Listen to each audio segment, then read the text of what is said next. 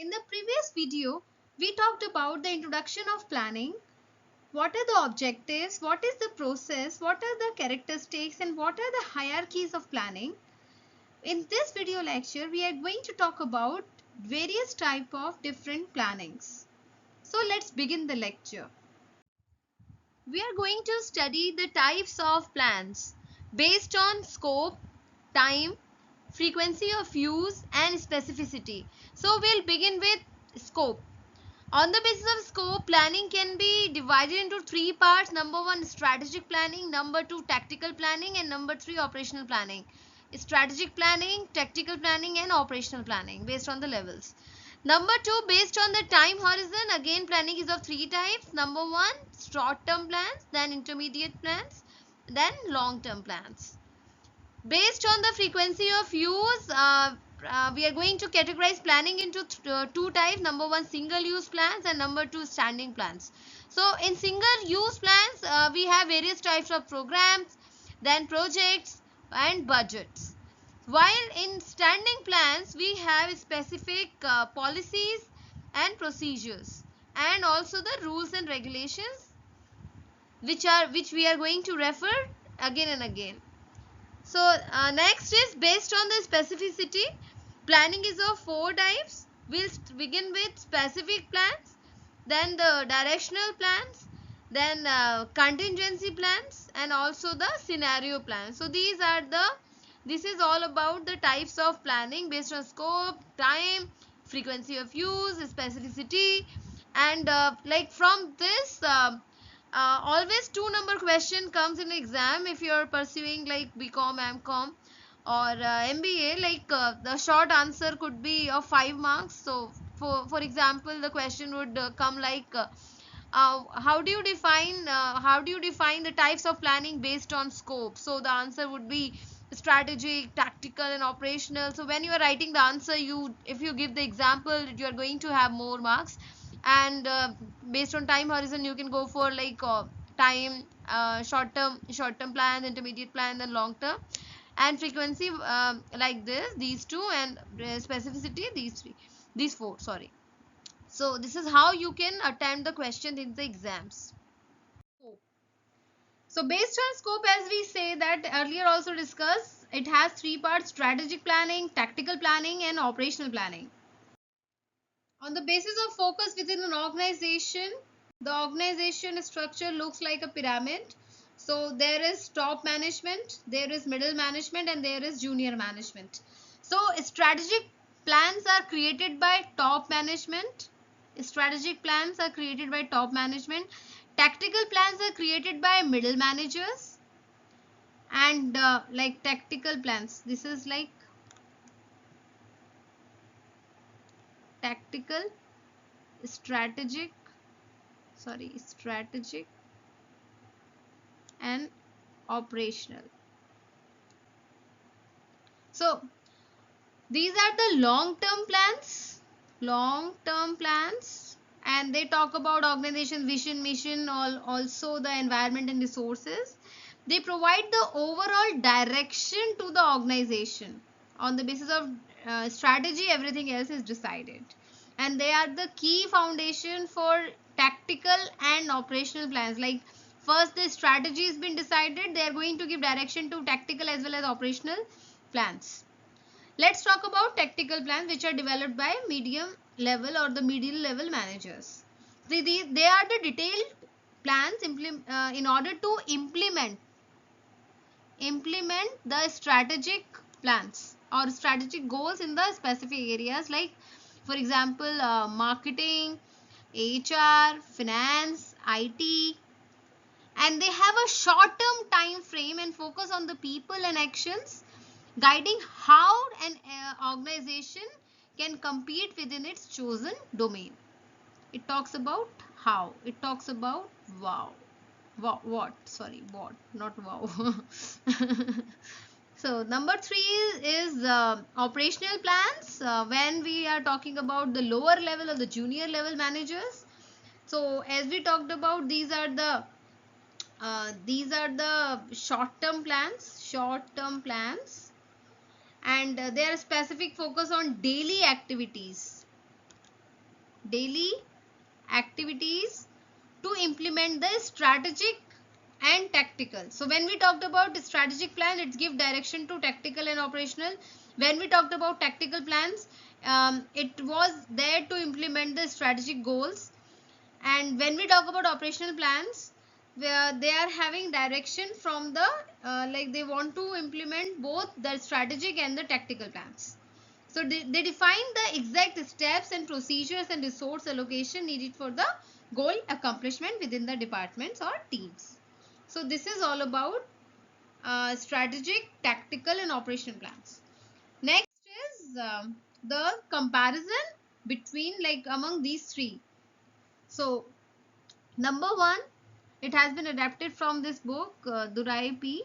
Praveen Durai, Principles of Management, Text and Cases, Pearson Education India. So on the basis of nature, so management level at which planning is done. So strategic planning is done at top level, tactical planning is done at intermediate level, and operational planning is done at lower or supervisory level. Number two, duration of plan. So strategic planning is long term, tactical planning is short to medium term, and operational planning is only short term. Number three, coverage of the plan. So it includes the whole organization. Tactical planning includes the functional areas like marketing, manufacturing, etc. While operational planning includes departments, team and individuals. Next is scope of scope of guidelines. So it talks about the broad, directional and general, and in tactical neither too general nor too specific, but in operational it is narrow as well as specific. Next we are going to talk about the plan flexibility or adaptability. So when we talk about strategic planning, this is low. When we talk about tactical planning, it is medium. And when we talk about the plan flexibility or adaptability, operation planning, in this high. Then primary purpose of planning. What is the primary purpose? So strategic planning's primary purpose is planning and goals and objectives formulation. The primary purpose of tactical planning is developing procedures for goal formulation. The primary purpose for operational planning is goal implementation and controlling. Then let's talk about the managerial functions involved. What are the managerial functions involved? In strategic planning, planning and forecasting is included. In tactical planning, organizing and controlling is included, and in operational controlling is included. So what are the assumptions on which about the future? Strategic planning has the assumption like future is unpredictable and highly uncertain. Then tactical planning is moderately predictable and reasonably certain. And operational planning is 100 like mostly it's predictable and certain. Sorry. On the basis of nature, like intended outcome of the plan, strategic planning is infinite and indefinite, sorry. And tactical planning is finite and measurable, while operational planning is finite and also measurable. Decision making. In strategic, the decision making is centralized. Tactical, it is decentralized, and also in operational it is decentralized. So this was the comparison among these three. The next is types of plan on the basis of the time. So we have short term, intermediate and long term. Let's understand. Short term plans, they include like the focus on achieving goals within a year. It offers flexibility in the fast changing environments. Typically daily operations in the departments and are managed by lower level managers. They include action plans for implementing the tactics and reaction plans for the unforeseen events. Let's take the example of the sales plan to increase the revenue by 5% in the next quarter. That is a short term plan because he is talking about the next quarter. Now let's talk about the intermediate plan. They cover 1 to 2 years, defining the key activities for executing long term goals when uncertainty exists. It is useful for middle managers and also tactical planning in the functional areas. It provides overall direction for functional goals and business level strategies. For example, there is a plan to launch a new product over the next 18 months. Now let's talk about the long-term planning. The span for long-term planning would be 2 to 5 years or more. It could be more as well. Then it focuses on organizational vision, profitability, market expansion. It is shaped by external factors and formulated by the top management. Like a strategic planning, it is by the top management and shaped by external factors. And it addresses the strategic goals like return on investment, risk reduction, and also new product development. The example could be, like I also said, that like top management like strategic, so this example also saying the same thing. A strategic plan to enter international markets within the next 5 years. So whenever you are seeing any international product in your region, in your local market, just think that the homework, like how the company is going to launch the product in a different country, has started more than 5 years back. Based on the frequency, the plans can be divided into two categories. One is single use plan, number two standing plans. Under single use plans we have programs, projects and budgets, and in standing plans we have policies, procedures and rules and regulations. We are going to study each of them with the help of example in the coming slide. For example, let's begin with single use plans. So they are developed for one time use, at the name itself says, and they are like in order to achieve the unique and non-routine goals like acquisitions or mergers. For example, there is a budget plan for the company's acquisition of a competitor. Okay, in this we have three categories. Number one, program. Number two, projects. Number three, budgets. So when we talk about program, they are like large scale, time bound and target oriented single use plans to handle specific non-routine activities. For example, ISRO's Chandrayaan 2 mission to the moon. The project is like less complex, short term and single use plans, often part of the larger program. So their projects are the part of the larger programs. So for example, developing a cryogenic fuel for ISRO's GSLV launch vehicle. Then budget. In budget, we have the financially expressed single-use plans that allocate resources for a specific period, typically a year. For example, a budget for launching a new product. Now let's talk about the standing plans, where we have they are used for repeatedly for in order to manage the recurring activities efficiently, providing guidance for routine operations. Let's take an example of an organization's performance and evaluation policy. We have policy, procedures and rules and regulations in this. In policies, we have broad guidelines for making a routine decision, providing boundaries for managerial action. For example, a company's hiring policy is the best example of this. Then the procedures, there are like we talk about specific steps or methods to achieve certain goals, ensuring the consistency in the actions. For example, there is a grievance handling procedure for the employees. Now let's talk about rules and regulations. The most specific form of standing plans is stating exact actions employees must take in the specific situation. For example, a rule that employee must, clock in by 9 a.m. for or to face a penalty. Means the reporting time is 9 a.m. or face a penalty. Based on the specificity, there are like 4 categories. Number 1, specific. Number 2, directional. Number 3, contingency. Number 4, scenario. So when we talk about specific plans, there are well-defined plans with clear objectives, allowing no room for the different interpretation and ensuring consistency in decision. So when we talk about specific plan, the example could be a plan to reduce production cost by 3% in a year. So a product is mentioned, production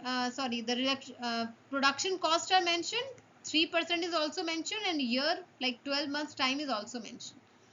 Number 2 is directional plans. They provide general guidance and flexibility, allowing managers to adopt a changing environment without a strict course of action or deadlines. So example could be a plan to increase corporate profit by 4 to 6%. Then let's talk about the contingency plans. They are the backup plans formulated to deal with the crisis or unexpected situation, unexpected situation, ensuring the organization is prepared for internal or external disruptions. So a plan for handling for machinery breakdown during the peak production. Scenario plans. We have the scenario planning involves in forecasting possible future situations and mentally rehearsing responses to various outcomes, helping the organization anticipate and prepare for major changes. For example, there is a car manufacturer planning for a potential rise in the fuel prices and its impact on the car sales. So there are the 4 types of plans based on specificity. Now let's talk about strategy. It refers to the detailed and systematic plan of action aimed at achieving specific goals typically formulated by the top level of management to attain the super performance. The example could be a company devising a strategy to dominate the market, launching innovative products. For example, if we talk about innovation, we have to talk about Apple. So Apple's approach for innovation and product design, innovation plus product design. Apple's consistently focuses on creating user-friendly cutting-edge technology like iPhone, MacBook to maintain its competitive edge and brand loyalty in the global tech market. Now let's talk about the levels of strategy. There are 3 levels. Number 1, corporate level strategy. Number 2, business level. Number 3, functional level. If we talk about corporate level, again 3 types are given. Number 1, growth strategy. Number 2, portfolio strategy. Number 3, parenting strategy. Let's begin with corporate level strategy.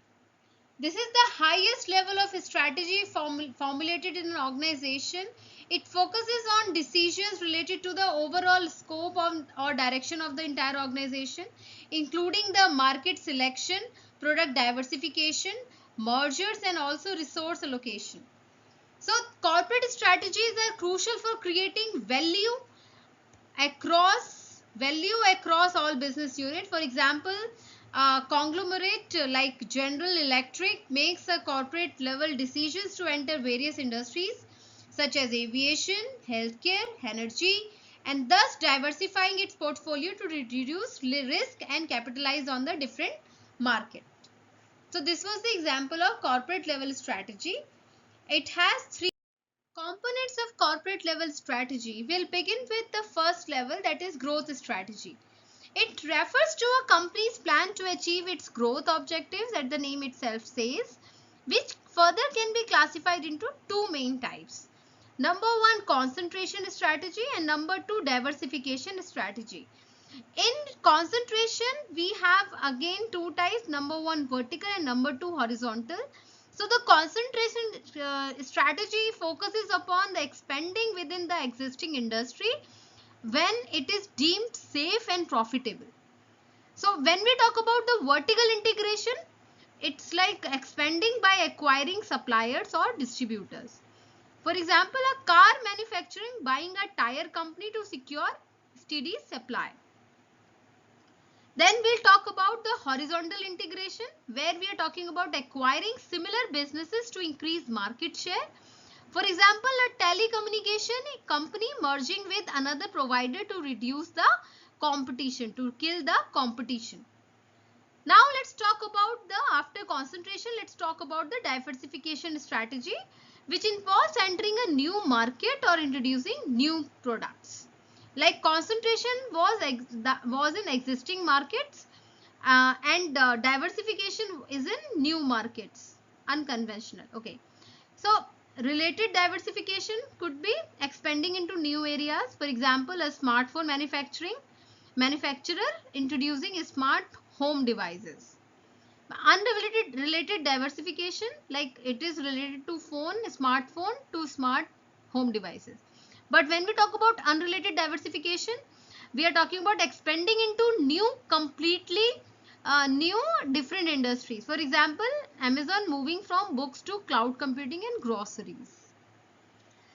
The execution could be growth strategies are executed through mergers and acquisitions or strategic alliances, allowing companies to leverage resources and expand effectively. So this was the first component of corporate level strategy. This is all about growth strategy. Let's talk about portfolio strategies. It focuses on managing the collection of business units within the organization with the optimization goal. The portfolio based on risk and return of each unit, treating each business unit as an investment. Primarily the goal of this portfolio strategy is to allocate resources effectively in order to ensure the sustained profitability across the portfolio. The example could be General Electric or GE, which utilizes the portfolio strategy by continuously accessing its diverse business units, ranging from the aviation to healthcare, ensuring that resources are directed towards those with the best growth potential and returns while divesting from the less profitable units. The components of corporate level strategy, this is the third type of strategy, that is called parenting strategy. It focuses on optimal allocation of resources among various business units, which enhances their capabilities and ensuring they work cohesively. It also includes identifying the key success factors, prioritizing the resources distribution, and also coordinating activities for maximum efficiency. The example is P&G, Procter & Gamble, which applies a parenting strategy by providing support and resources across its various brands, such as leveraging its extensive supply chain and marketing expertise to enhance the performance of brands like Tide, Pampers, Gillette, ensuring they operate efficiently while maintaining the brand autonomy. Number two is business level strategy. So it is pertain to how business should compete within its particular industry. It focuses on gaining a competitive advantage by distinguishing itself from the competitors through various means such as cost leadership or differentiation. Let's take the example of Nike. It employs the business level strategy. It focused on differentiation, emphasizing innovation, high quality athletic footwear, and unique marketing strategies that enhance brand loyalty and perceived value among consumers. This is the third level of strategy, that is functional level strategy. It involves specific strategies for different functional areas, such as like within the organization, such as marketing, finance, human resources, and also production. So they are typically short term and also aimed at optimizing operations and resources within each department in order to support the higher level strategies. The example could be the company's HR functional level strategy, excuse me, sorry, which might include implementing a new employee training program to enhance skills, deciding whether to conduct training in-house or outsource it, or and ensuring that these decisions align with the overall corporate strategy to enhance employee productivity and retention. As I mentioned in the previous slide, that whenever any strategy is being formulated, it is formulated at the top. These are basically the long term. These are the key takeaways from this chapter. These are basically the top level planning is long term and done by top level executives, and it is basically strategic in nature and also affected by the external factors. But when we talk about the other levels like middle level and the operational level planning, it's basically derived from, or it is on the basis of the strategic planning only. So when we talk about functional level strategy, when we talk about any other strategy, they all are like guided by the strategic planning only. So this is all about the planning types and also the strategy levels. This is the list of references which I've used in order to make this lecture on first function of manager, that is planning. Take the screenshot. You can take the screenshot and use the same references for gaining more insights on the topic. Thank you so much for watching. I hope you liked this lecture and this lecture is going to be beneficial for your studies. Have a nice day. All the best for your career. Thank you so much.